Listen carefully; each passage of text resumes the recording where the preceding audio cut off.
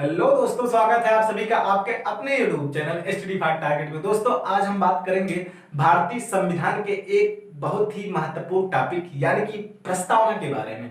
यह भारतीय संविधान का बहुत ही महत्वपूर्ण टॉपिक है। यह चाहे एग्जाम के पॉइंट ऑफ व्यू से, चाहे संविधान को समझने के नजरिए से, ये दोनों नजरियों से हमारे लिए बेहद इंपॉर्टेंट हो जाता है। क्यों हो जाता है, इसके महत्व को हम थोड़ा सा समझ के चलते हैं। एन.ए. पालकीवाला, जो कि संवैधानिक विशेषज्ञ थे, वो प्रस्तावना के बारे में कहते हैं कि यह संविधान का परिचय पत्र है। कौन? प्रस्तावना संविधान का परिचय पत्र है। इसमें संविधान का सार देखने को मिलता है। इसको देख के, इसको पढ़ के हमको संविधान का सार देखने को मिलता है। सर अल्लादी कृष्ण स्वामी अय्यर, जो कि प्रारूप समिति के सदस्य थे। कौन?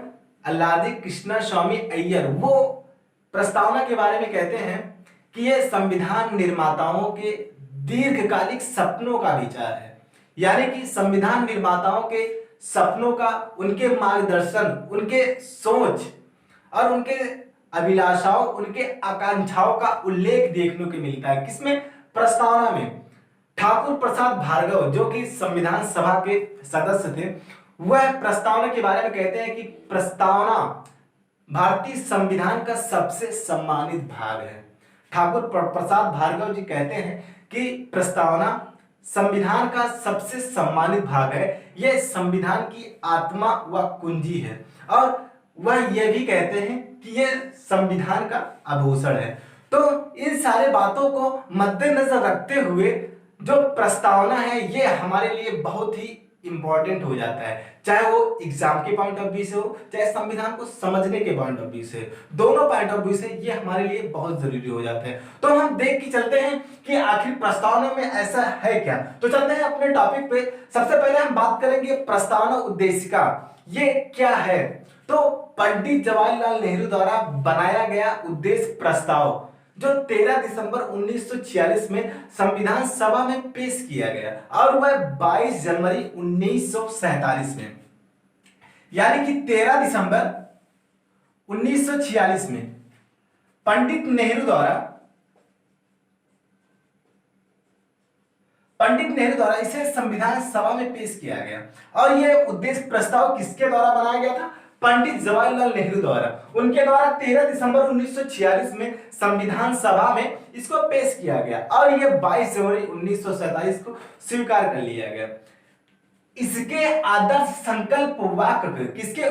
पंडित जवाहरलाल नेहरू द्वारा पेश किया गया जो उद्देश्य प्रस्ताव था, उसके आदर्श संकल्प वाक्य को संविधान में शामिल कर लिया गया, समाहित कर लिया गया, और उसे ही प्रस्तावना या उद्देश्य का नाम दिया गया। तो आई होप इतनी बात आपको क्लियर हुई होगी कि आखिर प्रस्तावना या उद्देशिका है क्या। तो सबसे पहले हम बात करेंगे कि आखिर प्रस्तावना को देख के, उद्देशिका को देख के हमको कौन कौन सी चीजें स्पष्ट होती हैं, क्या क्या हमको समझ आता है। तो सबसे पहले अगर हम प्रस्तावना की पहली लाइन की बात करें तो उसमें लिखा हुआ है, हम भारत के लोग भारत को एक संप्रभुत्व संपन्न समाजवादी पंथ निरपेक्ष लोकतंत्रात्मक गणराज्य बनाने के लिए।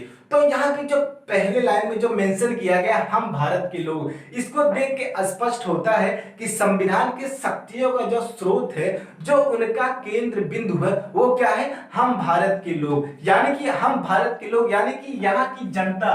तो शक्तियों का स्रोत या केंद्र बिंदु कौन है? हम भारत के लोग, यानी कि यहाँ की जनता। जनता शक्तियों का स्रोत है। अगर हम यहीं पे बात करते हुए चले कि हमारे भारत में सर्वोच्च कौन है, सबसे ऊंचा कौन है, तो वहां पे उसका आंसर क्या होगा? हम भारत के लोग, यानी कि जनता। जनता भारत में सर्वोच्च है। यहाँ पे सुप्रीम कोर्ट सर्वोच्च नहीं होगा। अगर हम सर्वोच्च की बात करें अकॉर्डिंग टू इंडियन कॉन्स्टिट्यूशन, तो उसका आंसर क्या होगा? जनता, यानी कि भारत के लोग।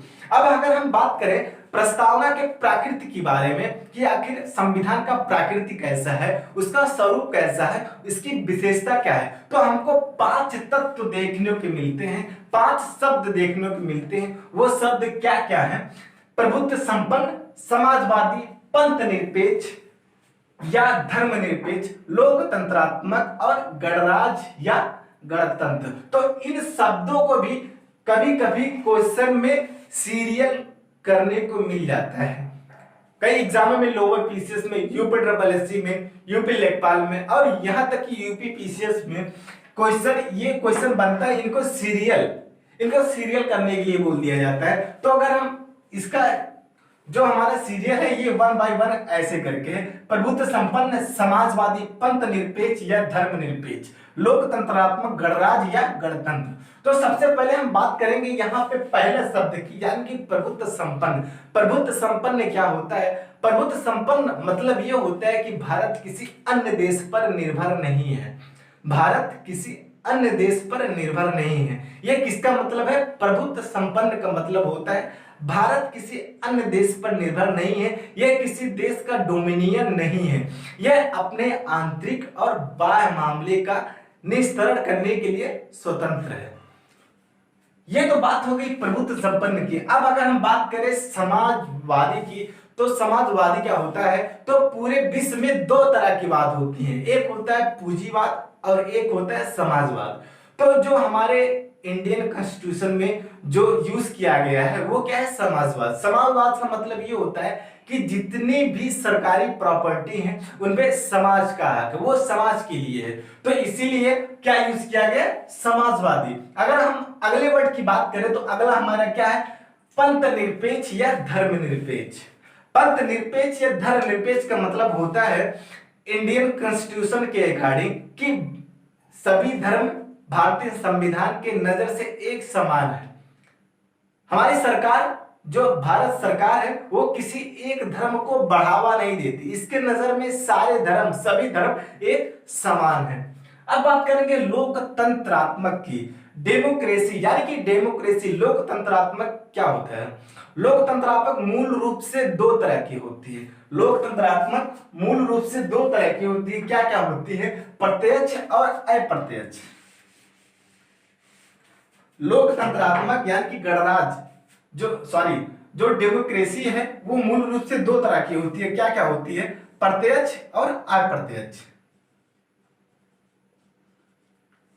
प्रत्यक्ष और अप्रत्यक्ष।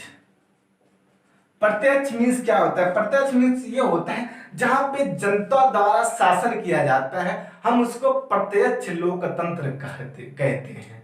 जहां पे जनता द्वारा शासन किया जाता है उसको हम प्रत्यक्ष लोकतंत्र कहते हैं। अगर हम अप्रत्यक्ष लोकतंत्र की बात करें, जहां पे जनता द्वारा चुने गए प्रतिनिधि द्वारा शासन किया जाता है, उसको हम अप्रत्यक्ष लोकतंत्र कहते हैं। अप्रत्यक्ष लोकतंत्र दो तरह की होते हैं। अप्रत्यक्ष या प्रतिनिधि लोकतंत्र दो तरह की होती है। वो दो तरह के कौन है? एक होता है संसदीय,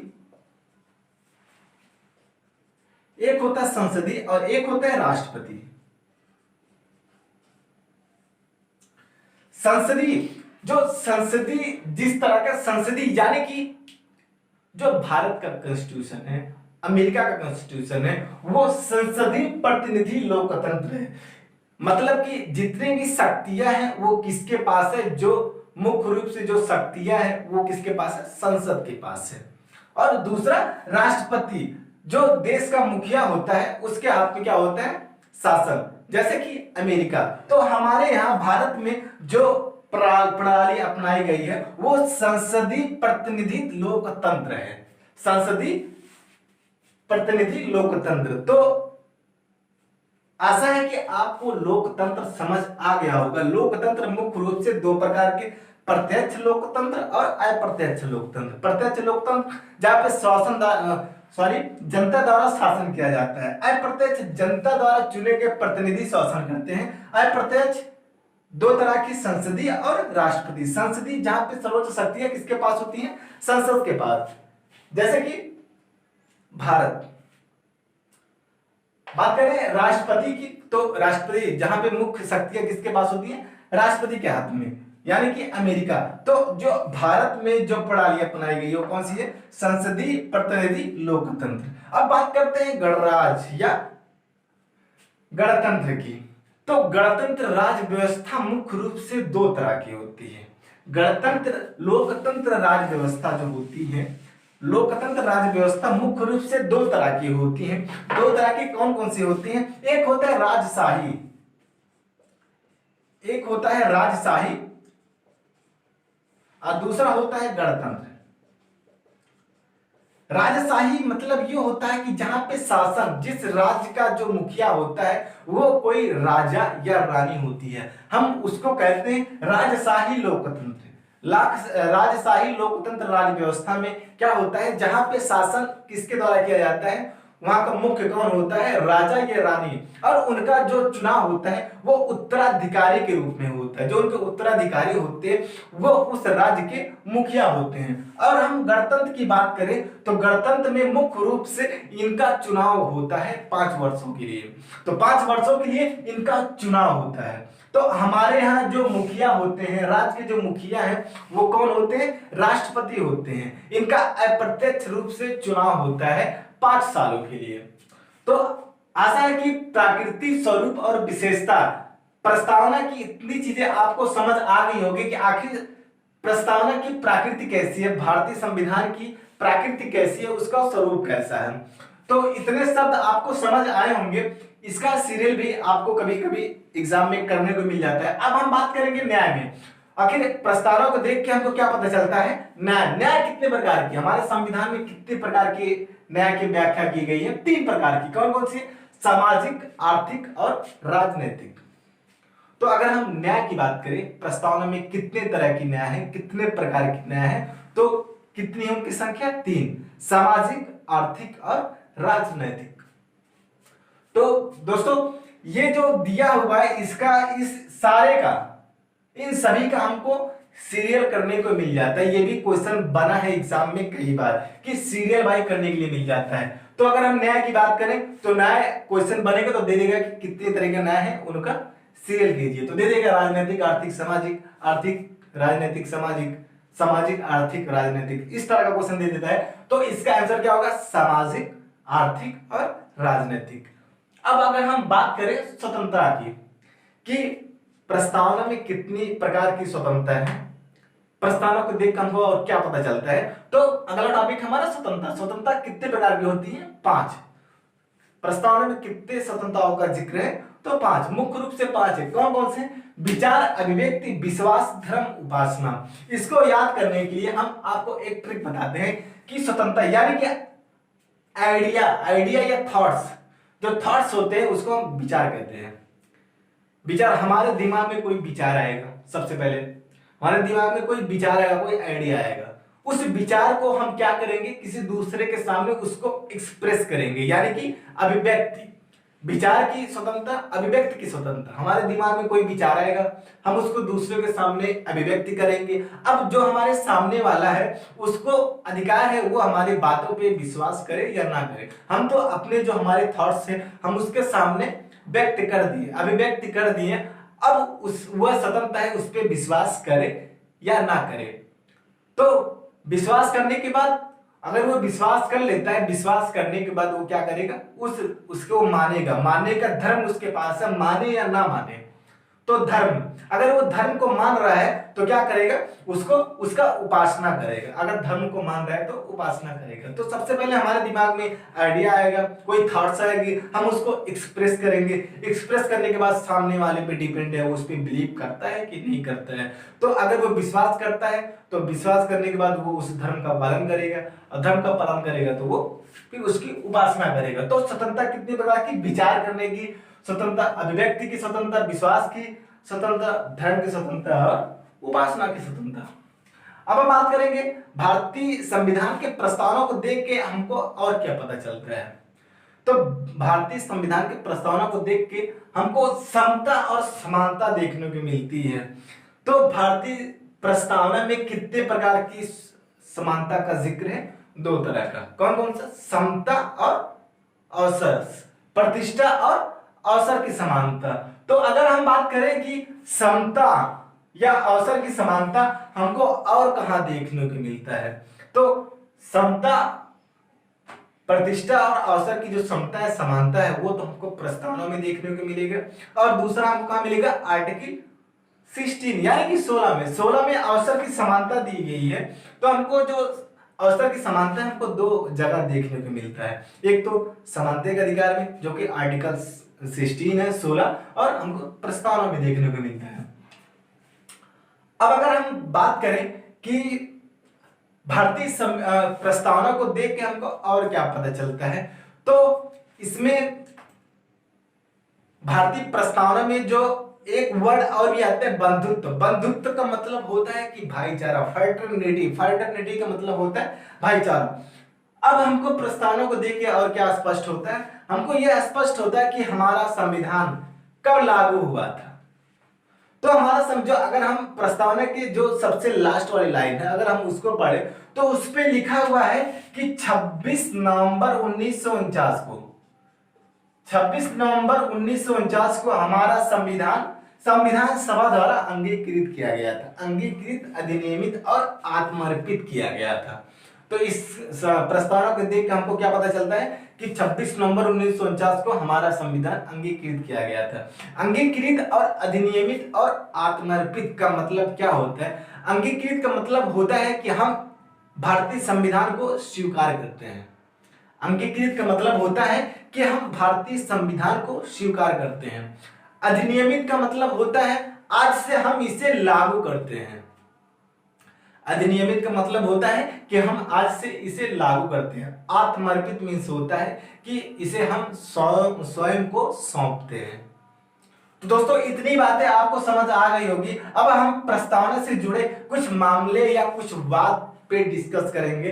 तो पहला जो मामला, पहला जो वाद आता है वो बेरुवादी वाद आता है, जो कि संविधान के प्रस्तावना के संशोधन से रिलेटेड है। प्रस्तावना के संशोधन से रिलेटेड मुख्य रूप से दो वाद हैं। पहला आता है बेरुवादी वाद, जो कि 1960 में किया गया था। इसमें सुप्रीम कोर्ट ने निर्णय दिया था कि प्रस्तावना जो है, बेरुवादी वाद के तहत सुप्रीम कोर्ट ने जो निर्णय दिया था कि प्रस्तावना संविधान का भाग नहीं है। प्रस्तावना संविधान का भाग नहीं है और संसद इसमें कोई संशोधन नहीं कर सकती। बेरुवादी वाद 1960 के तहत सुप्रीम कोर्ट ने निर्णय दिया कि प्रस्तावना संविधान का भाग नहीं है और संसद इसमें कोई संशोधन नहीं कर सकती। इसके 13 साल बाद, आफ्टर 30 ईयर, केशवानंद बनाम केरल राज्य, केशव जो दूसरा वाद आता है उसके 13 साल बाद, यानी कि 1973 में जो एक और वाद होता है जो कि केशवानंद बनाम केरल राज्य, जो कि भारतीय संविधान के इतिहास में सबसे बड़ा वाद था। इसमें 13 जजों के लोग बैठे हुए थे। तो केशवानंद बनाम केरल राज्य में यह सुप्रीम कोर्ट ने यह निर्णय दिया कि प्रस्तावना यह संविधान का भाग है और संसद इसमें संशोधन कर सकती है। और केशवानंद बनाम केरल राज्य के तहत सुप्रीम कोर्ट ने मूल ढांचे का सिद्धांत दिया कि प्रस्तावना में हम संशोधन इस तरह से करें कि उसके मूल ढांचे में वह कमजोर ना पड़े। तो अगर हम बात करें ओवरऑल की प्रस्तावना में अभी तक कितने संशोधन हुए हैं, तो इसका आंसर होगा कि अभी तक प्रस्तावना में सिर्फ एक बार संशोधन किया गया है। कब किया गया था? वह संशोधन था 42वां संशोधन 1976। तो प्रस्तावना में अभी तक सिर्फ एक बार संशोधन किया गया। कब? 42वें संशोधन 1976 में। इस संशोधन के तहत क्या हुआ था? 42वें संशोधन 1976 के तहत प्रस्तावना में 3 शब्द जोड़े गए थे। वह शब्द कौन कौन से हैं? पहला शब्द होता है समाजवादी, दूसरा है पंथ निरपेक्ष या धर्मनिरपेक्ष, और यहीं पे अगर हम तीसरे वर्ड की बात करें तो वह है राष्ट्र की अखंडता।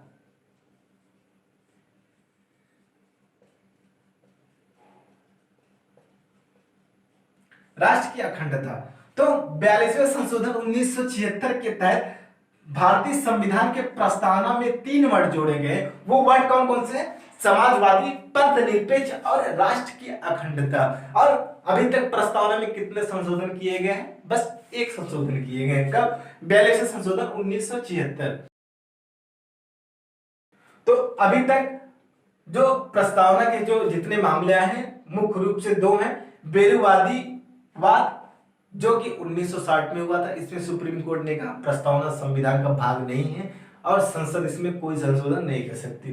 केशवानंद बनाम केरल राज्य 1973 में सुप्रीम कोर्ट ने कहा कि प्रस्तावना संविधान का भाग है और संसद इसमें संशोधन कर सकती है। आशा है इतनी बात आपको समझ आ गई होगी।